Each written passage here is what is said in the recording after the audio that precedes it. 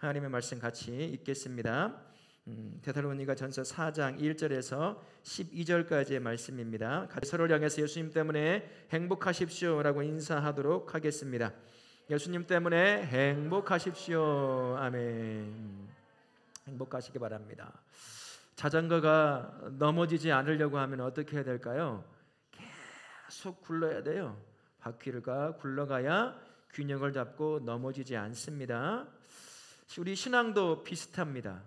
우리 신앙도 계속해서 누군가를 향해 닮아가는 삶을 살아가야 되죠. 성도는 누구를 닮아가는 삶을 사는 겁니까? 예수님을 닮아가는 삶을 사는 사람입니다. 그래서 이 정도, 내가 이 정도 하면 됐지, 이 정도 헌신하면 됐지, 이 정도면 됐어, 여기서 한 발짝 더 나갈 수 없어, 나는 이거면 돼, 더 하라고 하면 그에 옮길 거야.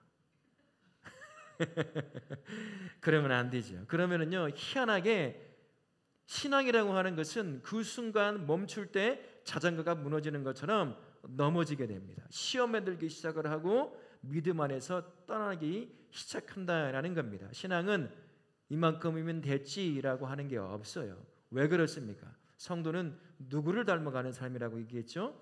예수님을 닮아가는 삶이에요. 평생 이 땅에 목숨을 다하는 날까지 예수님을 닮아가고 또 닮아가고 또 닮아가는 사람입니다. 이만큼이면 됐지라고 하는 사람이 성도에게는 없습니다.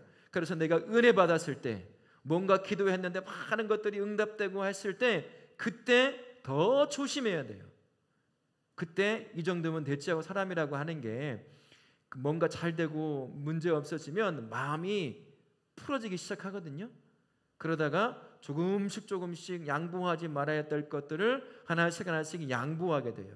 그러면서 자기도 모르는 사이에 점점 예수님에게서 멀어지게 되는 거죠. 자전거가 점점 멈추면서 결국은 균형을 잃고 옆으로 넘어질 수밖에 없는 것처럼 그렇게 될 수밖에 없는 겁니다. 하나님을 기쁘시게 하는 성도의 삶은 적당히 만족하는 것으로 되어서는 안 됩니다. 거룩한 허기가 있어야 된다고 하시는 거죠. 계속해서 하나님을 더 닮고 싶어서 어제보다 오늘도 그 허기짐이, 영적인 예수님을 닮고자 하는 거룩한 허기짐이 계속 내 안에 있어야 한다는 거죠. 그래서 끝까지 계속 성장하는 겁니다. 인생의 그래프를 그려보면 X와 Y를 놓고 그려보면요, 참 멀리서 보면 어떻게 되어 있었냐면 이렇게 되어 있는 그래프에 이렇게 올라가야 돼요. 근데 가만히 하루하루 한 달 이렇게 그래프를 보면 이렇게 올라가는 중에 막 이렇게 그냥 그 우리 신장 거기 병원에 가면 뛰는 거 있잖아요. 막 있어요. 왜 그럴까요? 맨날 넘어지고 일어나고 그러면서 조금씩 닮아가는 거예요. 예수님이요. 멀리서 그래프 보면 아무 이상 없이 줄로 딱 그어져 있는 것 같은데 가까이 확대해서 보면 우리의 인생이 막 수시로 넘어지고 하루에도 몇 번씩 꼬꾸라지고 막 그러다가 다시 찾고 또 닮아가고 그러는 것처럼 우리 인생이 평생 그렇게 닮아가는 겁니다. 그러니 내가 목사가 됐으니 뭐 이 정도면 됐지, 내가 장로가 됐으니 이 정도면 됐지, 뭐 내가 권사가 됐으니 이 정도면, 직분 여러분 아무것도 아니에요. 직분 가지고 구원 얻는 것도 아닙니다. 직분 가지고 상급 더 주는 것도 아니에요. 더 큰 책임만 주어지는 거예요. 책임 다하면 상급은 더 크겠지요.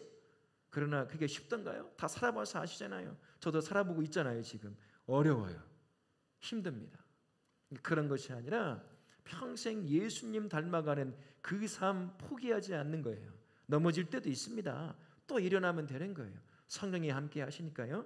그렇게 평생 예수님을 닮아가는 우리 성도님들 되실 수 있기를 바라겠습니다. 아멘. 우리 말씀 들어가도록 하겠습니다. 첫 번째, 바울은 자신에게서 배운 대로 살 것을 권면하지요. 첫 번째 질문입니다. 데살로니가 교인들이 바울에게 배운 것이 무엇이었습니까? 마땅히 어떻게 행하며 하나님을 기쁘시게 할 수 있는지를 배웠습니다. 두 번째, 데살로니가 교인들은 배운 것을 어떻게 해 나가야 합니까? 행하고 있는 일을 더욱 많이 힘써 나가야 합니다 라는 거죠. 데살로니가 교회는요, 바울이 잠깐 머물렀다가 복음을 전했어요. 근데 희한하게 그곳에 더 큰 은혜가 임했습니다. 그 우상과 다양한 믿음을 갖기 힘든 그 상황 가운데서 이 데살로니가 교인들이 잠깐 전한 복음에 붙잡혀 가지고 그 외에 다른 교회보다도 훨씬 더 바울을 즐겁게 만들었던 교회가 바로 이 데살로니가 교회요 형제들이었습니다. 이들은요 서로를 사랑하는 사람들이었습니다. 하나님을 기쁘시게 하는 삶을 살던 사람들이었던 거죠. 바울도 그걸 인정해요. 사랑에 관하여 내 너희들에게 말하지 않겠다. 들려오는 소문을 들어보니까 자기가 얘기했던 것보다 더 서로를 사랑하고 세워가는 그 소문이 들려오는 거예요. 그런데 그 얘기는 하지 않겠다. 그러나 너희 안에 다른 것들이 들어와서 너희들을 무너뜨리지 못하도록 경계하고 조심하라는 말씀을 넣었다는 거죠. 바울도 인정하던 삶을 살던 사람들. 그런데 그것을 더 사랑하라고, 더 섬기라고, 더 예수님 닮아가라고 권면하는 것이 오늘 데살로니가 전후서의 말씀이라고 할 수가 있습니다. 우리 다우라 공동체도요 지속적으로 하나님이 기뻐하시는 복음과 사랑의 섬김이 멈춰서는 안 될 겁니다.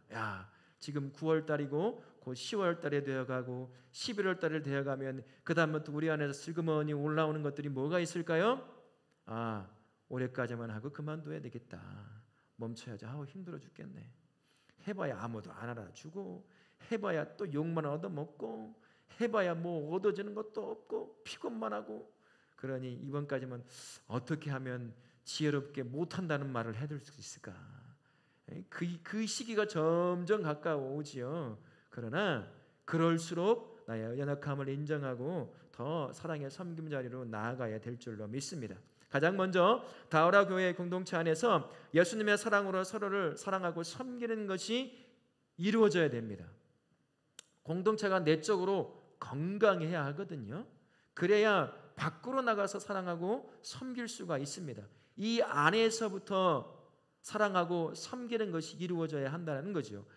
사랑하고 섬길 수 있으려면 가장 첫걸음이 뭐가 있을까요? 제가 자주 말하는 겁니다.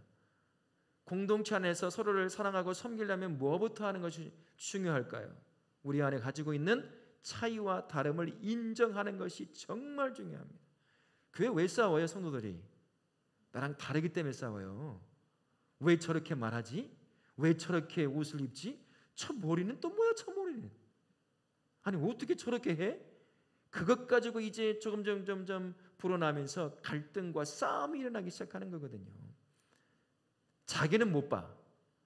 자기도 그러고 있다는 걸 전혀 몰라요. 나는 잘하고 있고 옷도 예쁘게 잘 입고 말도 예쁘게 잘하고 있다고 착각에 빠져 있어요. 자기도 그러고 있는데 우리는 연약하거든요. 똑같아요. 다 차이가 있습니다. 물론 악을 저지르고 공동체를 흐트러뜨리고 갈등을 일으키는 그런 일이라고 한다면 단호하게 징계와 책망을 해야 되겠지만 그런 일 별로 없어요. 가끔 일어나는 일들이죠. 이 차이와 다름 때문에 갈등이 일어나고 교회가 시끄러운 거죠. 그래서 사랑하고 섬기려고 한다면 공동체 안에 가장 먼저 해야 될 게 너와 차이가 있구나. 나와 조금 다르구나. 말하는 것도 다르고 사람을 대하는 태도도 다르고 세상을 이해하고 해석하는 것도 다르구나. 잘못된 것이 있으면 권면해서 가르쳐주고 인도하면 되는 거니까 그 차이를 인정할 때 공동체 안에서 사랑으로 서로를 섬길 수 있는 첫걸음을 떼는 겁니다.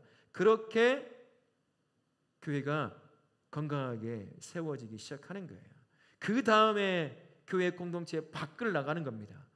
그 사랑으로 예수님이 없는, 예수님을 알지도 못하는 그 사람들을 사랑으로 섬길 수가 있게 되는 거죠. 복음을 전할 수가 있게 되는 겁니다. 이 안에서 공동체 안에서 사랑과 섬김의 연습이 풍성히 이루어져야 돼요. 누구보다도 나를 잘 이해할 법한 사람들이 어디에 있습니까? 교회 안에 있잖아요. 그렇지 않아요? 누구도 나 이해 못하나요? 누구보다 나의 연약함을 알고 인정해주고 이해해줄 수 있는 사람들이 어디에 있냐면 교회라고 하는 곳에 있어요. 건강한 공동체는 그렇습니다. 여기 안에서 실수하고 잘못한 것, 사랑을 하려다가 섬기려다가 실수하고 잘못하는 연습들이 이루어지고 용서하고 용서함 받고 하는 것들이 자꾸 이루어져서 내 몸에 그런 것들이 익숙해지고 훈련이 돼야 되는 거 아니겠어요? 교회보다 밖이 더 어렵잖아요. 예수의 이름 말 한마디 하기가 쉽나요? 직장 동료에게 교회 가자고 말하기 쉬워요? 예수 믿으세요 한번 얘기해 보신 적 있으세요? 직장에 사장님한테 얘기해 본 적 있으세요? 못하죠. 교회 안에서 이루어져야 돼요. 그래서 교회 안에서 연습이 잘 돼가지고 밖에 나가야죠. 그러면서 밖에 있는 가족이든 직장의 동료든 학교의 친구든 그들에게 예수님의 이름을 전하고 복음을 전해야 하는 겁니다. 그렇게 교회 공동체는 안에서도 그렇고 밖에서도 그렇고 그런 식으로 복음과 사랑의 섬김이 멈추지 않고 교회 밖을, 교회 담을 항상 넘어갈 수 있게 해야 된다는 거죠. 교회 안에서도 그게 안 되면 교회 담장 넘기가 힘듭니다. 넘다가 떨어지죠. 넘지도 못하죠. 멈춰버리죠. 그러니 우리 다락교 모든 성도님들은 교회 안에서 사랑의 섬김을 충분히 연습하고 교회 밖 사람들에게 예수님을 전하는 그 섬김과 복음의 전파에 멈추지 않고 끝까지 바울이 데살로니가 교인들을 칭찬했던 것처럼 하나님의 칭찬을 받으시는 우리 성도님들 되실 수 있기를 바라겠습니다. 아멘. 두 번째 말씀 봅니다. 3절부터 12절 말씀입니다. 바울은 하나님을 기쁘시게 하는 삶을 구체적으로 설명하고 있습니다. 첫 번째 질문입니다. 바울은 하나님의 뜻이 무엇이라고 말하고 있습니까? 성도들의 거룩함입니다. 바울은 거룩함을 위해 무엇을 버리고 누구처럼 되지 말라고 권면하고 있습니까? 음란을 버리고 이방인과 같이 세욕을 따르지 말라고 했습니다. 세 번째 질문, 단정한 삶을 위해 바울이 요구하는 것이 무엇입니까? 조용히 자기 일을 하고 자기 손으로 일하기를 힘쓰는 것입니다. 거룩함이야말로요 그리스도인의 본질이고 우선되는 덕목입니다. 거룩함은 다른 말로 바꾸면 뭐라고 말씀 항상 드리죠? 구별된 삶입니다. 누구와 구별되는 걸까요? 예수님이 없는 사람의 삶과 예수님이 있는 예수님과 함께 동행하는 성도의 삶이 똑같아서는 안 된다는 거예요.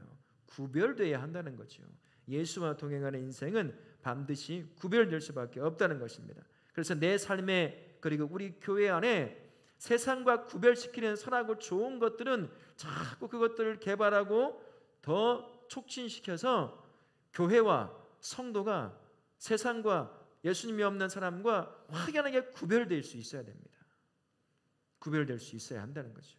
그래서 교회를 교회답게 돼야 되고 성도는 성도답게 돼야 되는 것입니다. 그게 바울이 지금 데살로니가 교인들에게 지금 전하고 있는 말씀이라고 할 수가 있는 거죠. 무너진 곳이 있다고 한다면 구별이 아니라 세상보다 더 못한 그러한 무너진 교회의 한 부분이 있다고 한다면 성도의 삶의 부분이 있다고 한다면 그건 다시 회개와 열심을 다해 다시 회복시키는 일이 필요한 거지요. 우리 공동체 안에도 무너진 것이 뭐가 있는지 세상과 구별시키지 못하게 만드는 무너진 부분이 있다고 한다면 찾아서 그것을 다시 회복시켜야 되는 것입니다. 그래야 성도도 그렇고 교회도 세상과 구별될 수가 있는 거죠. 하나님께서 성도에게 베드로전서 1장 15절에서 16절 말씀을 통해서 이렇게 우리에게 말씀해주고 있습니다. 제가 한번 읽어봐 드리겠습니다. 오직 너희를 부르신 거룩한 이처럼 너희도 모든 행실에 거룩한 자가 되라. 기록되었으되 내가 거룩하니 너희도 거룩할지어다 하셨느니라. 거룩은 선택사항이 아닙니다. 성도에게는 거룩은 선택사항이 아니에요. 거룩은 뭘까요? 명령입니다. 명령은 반드시 해야 되는 거지요. 구별된 삶은 우리에게 하나님이 주시는 명령이라고 할 수가 있는 겁니다. 그래서 그 명령에 순종해서 자꾸 세상과 똑같아지려고 같은 물 속에서 놀려고 하는 그러한 습성을 자꾸 멀리해야 된다는 거죠. 그래서 구별된 삶을 꼭 살아야 한다는 것입니다. 그러면 어떻게 구별될 수 있을까요? 로마서 12장 1절부터 3절 말씀이 있는데 같이 한번 읽어보도록 하겠습니다. 그러므로 형제들아 내가 하나님의 모든 자비하심으로 너희를 권하노니 너희 몸을 하나님이 기뻐하시는 거룩한 산 제물로 드리라. 이는 너희가 드릴 영적 예배니라. 너희는 이 시대를 본받지 말고 오직 마음을 새롭게 함으로 변화를 받아 하나님의 선하시고 기뻐하시고 온전하신 뜻이 무엇인지 분별하도록 하라. 마땅히 생각할 그 이상의 생각을 품지 말고 오직 하나님께서 각 사람에게 주신 믿음의 분량대로 지혜롭게 생각하라라고 하십니다. 우리에게 주어진 삶의 그 자리가 마치 하나님을 예배하듯 예배의 자리가 된 것처럼 그렇게 살아 움직이는 성전으로서 하나님을 예배하는 자리로 만들라는 거죠. 내가 세워진 자리가 어디입니까? 가정이기도 하죠. 직장이기도 하죠. 학교며 학원이잖아요. 친구들과의 이웃과의 관계에 놓여 있는 건 아니겠습니까? 바로 그 자리를 하나님께 예배하듯이 그렇게 살아갈 수 있어야 한다라는 겁니다. 말과 삶과 결정과 바라보는 눈과 이런 모든 부분들이 달라져야 한다라고 말씀하고 있는 거죠. 그리고 또 세상이 옳다고 좋다고 하는 여기는 말하는 것들을 생각도 없이 쫓아가서는 안 된다는 것입니다. 하나님이 보시기에 선하고 아름다운 것인지, 하나님이 보시기에 기뻐할 만한 것인지 그것을 분별해낼 수 있어야 한다는 거예요. 내가 좋고 사람이 좋다고 하니까, 다른 사람이 좋다고 하니까 옳거니 하고 무조건 그것을 붙잡으려고 쫓아가서는 안 된다는 겁니다. 사람에겐 좋아도 하나님에게는 안 좋은 것이 있습니다. 사람을 기쁘시게 하는 것이 꼭 하나님을 기쁘시게 하는 것이 아닐 수도 있다라는 거예요. 근데 그것을 남들이 다 좋아하니까, 나에게도 좋으니까 하나님도 기뻐하실 것처럼 그것을 붙잡으려고 하지 말라는 것입니다. 그리고 한 가지 더 가르치죠. 네 믿음의 분량대로 생각하고 행동하라는 것입니다. 감당할 수도 없는 일들을 말하고 감당할 수도 없는 것들을 결정해서 행하지 말고, 그리고 하나님이 응답 주시지 않았다고, 이루어지지 않는다고 원망과 불평할 것이 아니라 내가 너에게 주는 믿음의 분량대로, 하나님이 너에게 주는 믿음의 분량대로 그 분량대로 생각하고 믿음을 지켜나가라, 그 이야기를 하고 있는 겁니다. 교회 공동체도 마찬가지예요. 교회 공동체도 모든 교회는 세상 조직과 구별될 수 있어야 하는 거죠. 교회를 교회답게 만드는 것이 뭐가 있을까요? 돈인가요? 권력인가요? 사람일까요? 아닙니다. 교회가 교회다워지려고 한다면 가장 첫 번째가 이루어져야 돼요. 교회는 누구의 몸입니까? 예수님의 몸이에요. 그럼 머리는 당연히 누굽니까? 예수님이세요. 교회의 머리가 예수님임을 인정하는 공동체. 목사도 주인도 아니고, 장로도 주인도 아니고, 권사도 주인도 아니고, 집사도 주인도 아니고, 개척 멤버도 주인이 아니에요. 누가 주인입니까? 머리이신 예수님이 주인이에요. 그것을 인정하는 것, 그래야 머리이신 그분이 원하는 삶을 살아가거든요. 이 몸이 자꾸 머리가 원하는데도 머리가 원하는 대로 순종은 안 해. 지 마음대로 손이 움직여요. 누구를 비하하는 것 같아 그런 것은 아니지만, 병이 걸린 사람이 있어요. 내가 원하지 않은 대로 손과 발이 움직이는 사람, 여러분 아시죠? 마치 그것과 비슷한 거예요. 머리가 원하는 것이 있습니다. 머리이신 예수님이 원하시는 삶을, 머리가 명령을 딱 내리면 손과 발과 몸이 명령에 순종하면 그 교회와 그 삶이 어떻게 될까요? 세상과 자연스럽게 구별이 되기 시작하는 거예요. 그래서 교회 공동체가 주인을 누구로 먼저 인정하느냐? 나는 몸이고 우리 교회는 예수님의 몸이고 교회의 머리는 예수님이시다라는 것을 인정하는 것, 그게 구별된 교회 성도의 삶의 첫 번째 걸음이라는 것을 기억하실 수 있기를 바라겠습니다. 그래야 우리에게 주어진 거룩이라고 하는 그 명령을 삶으로 실천해 갈 수가 있기 때문인 것이죠. 또한 그리스도인은 교회 밖에서 단정하게 살아야 한다고 사도 바울이 데살로니가 교인들에게 권면하고 있습니다. 다른 사람들에게 손가락받지 않는 상식적인 삶, 누구나 인정하는 그 상식의 삶을 포기해서는 안 됩니다. 신앙의 이름으로 그 상식을 깨부수고 뛰어넘고 상식 이하의 결정과 말과 행동을 해서는 안 된다는 거죠. 한국의 교회와 여러 목회자들이 세상 사람들에게 욕 얻어먹는 이유가 뭐가 있을까요? 저는 여러 가지가 있겠지만 이 상식 수준에도 어울리지 않는 말과 행동과 이런 걸 하기 때문이라고 생각합니다. 더 이상 말하지 않겠습니다. 다양한 것들이 있죠. 하나님께서 주시는 모든 것은요 일반 은총으로 주시는 게 있어요. 예수님을 믿고 안 믿고와 상관없이 이 땅에 하나님의 형상으로 만들어진 모든 사람들은 공통적으로 삶에서 주어지는 공통적인 것들을 가지고 살아갑니다. 그게 사람에 대한 존중이기도 하죠. 사랑이기도 하죠. 그죠? 이런 것들입니다. 내가 어려울 때 도움을 받는 것, 누군가 어려울 때 나와 상관없어 보이는 사람이지만 그를 돕는 것, 이런 모든 것들이 상식이라고 하는 수준에서 이루어지는 하나님이 주신 일반적인 은혜예요. 은총이에요. 근데 그것을 주시는 하나님을 믿는 교회와 성도가 이 상식도 안 되는 결정을 하고 사람들을 부추기고 엉뚱한 짓을 하게 만드는 이런 일들이 종종 있다는 거예요. 그래가지고 교회가 욕을 얻어먹고 목회자가 손가락질 당하는 일들이 있다는 것입니다. 다른 사람에게 폐를 끼치는 일들을 하게 된다는 거죠. 교회가, 성도가, 목사가 이 땅에 세워진 이유가 뭡니까? 폐를 끼치는 것이 아니라 생명을 전하고 은혜를 전하고 복음을 전하고 회복과 살려내의 역사를 일으키는 것이 교회여 성도의 목사 아닙니까? 근데 그 상식을 무너뜨려 버리니까 그것이 안 되더라는 거죠. 손가락질을 당하고 다른 사람들에게 폐를 끼치는 그러한 일들이 있다는 겁니다. 예수님처럼 사람과 세상을 대하면 돼요. 그냥 예수님이 우리를 어떻게 대하셨어요? 이 못된 놈이라고 대하셨습니까? 아니잖아요. 날 위해서 나와 같은 연약한 인간의 몸을 입고 직접 내려오셨어요.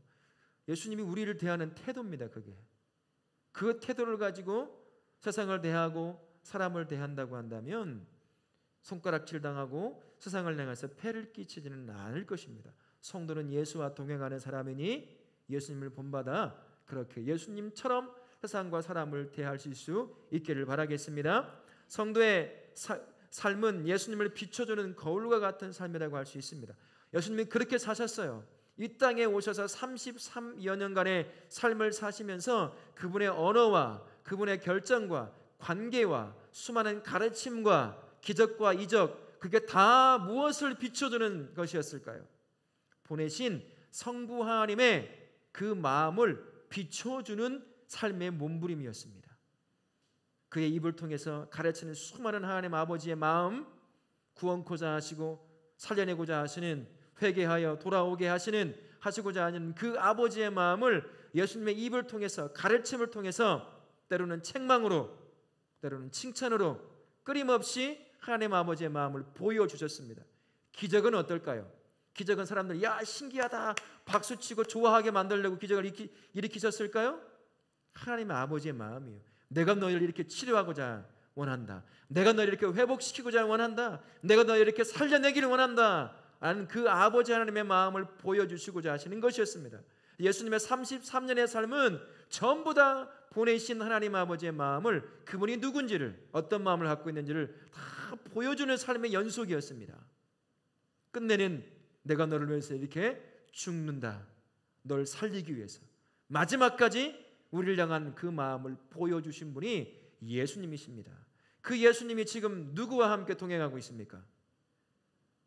목사만 동행하고 있을까요? 여러분, 한 사람 한 사람과 동행하고 있어요. 예수님이 성부 하나님을 비추어 주었던 것처럼 이제는 성도는 어떻게 해야 된다는 겁니까? 내 안에 계신 예수 그리스도를 이제 비추어 주는 삶, 그 삶을 살아야 한다는 것이죠. 어떻게 비춰주는 삶을 살면 좋을까요? 서로를 향해서 예수님이 그랬던 것처럼 예쁜 말을 하는 거예요. 예쁜 말이라는 건 어떤 말일까요? 예뻐, 이런 말일까요? 그거 아니에요. 어떤 게 예쁜 말일까요? 위로의 말이 예쁜 말이에요. 격려의 말이 예쁜 말입니다. 상처를 보듬어주는 말이 예쁜 말이죠. 말에 가시가 덧쳐서 상처받은 것에 또 상처를 일으키는 사람, 내 안에서 올라오는 대로, 감정이 요구하는 대로 말하고 행동해버리는 거예요. 그러니 예수님을 못 비추어주는 거죠. 언어가 바뀌어야 한다는 거예요. 잘못된 것이 있으면 얘기를 해야 되겠죠. 당연히 인격을 모독하는 정도가 아니라 그냥 그 잘못을 직접 지적해서 그거 안 된다라고 말하면 되는 거니까요. 그래서 예쁜 말을 통해 사람을 살려내고 위로하고 격려하는 그런 삶을 사는 것이 내 안에 계신 예수님을 비추어주는 삶이라고 할 수가 있습니다. 또 한 가지는요, 상식을 무시하지 않는다는 겁니다. 밖에 나가면 우린 예수 안 믿는 사람과 상식을 공유하고 있기 때문에 그들과 함께 살고 있는 거예요. 근데 이 상식을 눈에 보이게 깨는 단체들이 있습니다. 어떤 단체가 있을까요? 이단이 그래요. 이단은 이 상식을 깨요. 스스로 고립되고 누군가를 끌어오는 일을 하는 거죠. 그러나 교회는 그렇게 살아가지 않습니다. 성도는 그렇게 살아가지 않아요. 성도의 삶은 상식을 품습니다. 믿음도 마찬가지고요. 그 상식을 깨지 않는, 말 같지도 않은 것으로 사람들을 호도하고 부추기고 엉뚱한 일을 하게 만든다면 상식선에서도 어울리지 않는 것을 하는 사람들이요, 요 근래에 정말 많았습니다. 교회도 많았고 목사들도 많았어요. 지금도 있어요.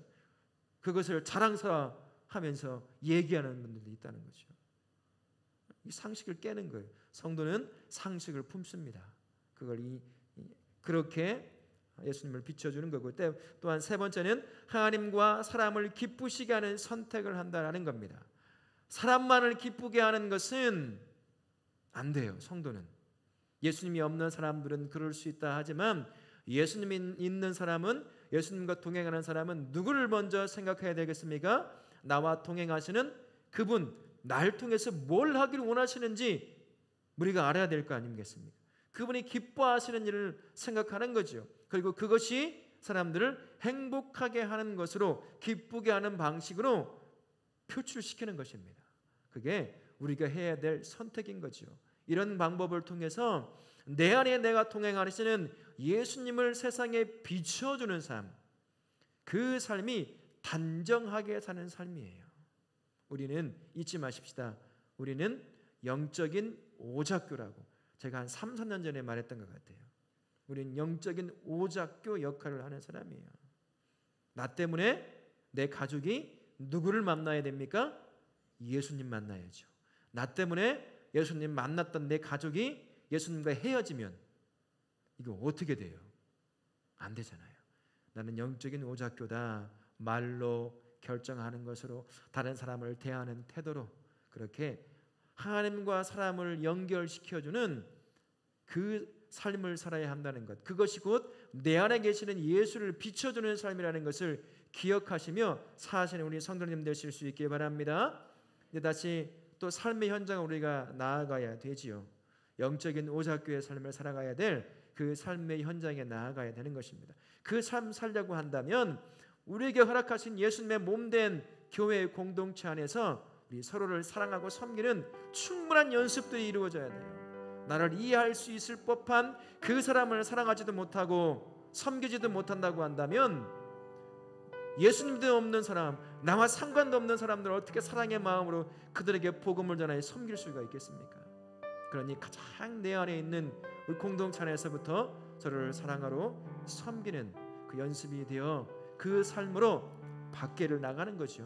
나가서 나와 동행하시는 예수님을 보여주는 삶, 그 삶, 언어를 통해서 그 사람들을 대하는 태도를 통해서, 상식을 깨지 않는 삶의 방식을 통해서, 그리고 하나님이 기뻐하시고 사람들을 행복하게 할 수 있을 그러한 삶의 결정들을 통해서 그렇게 예수님을 보여주는 단정한 삶을 사는 영적 오작교의 삶, 그 삶이 우리 성도의 삶이라는 것을 기억하시고 남은 3일간도 그렇게 예수님을 보여주시는 복된 삶 사실 수 있기를 예수님의 이름으로 축원합니다. 아멘.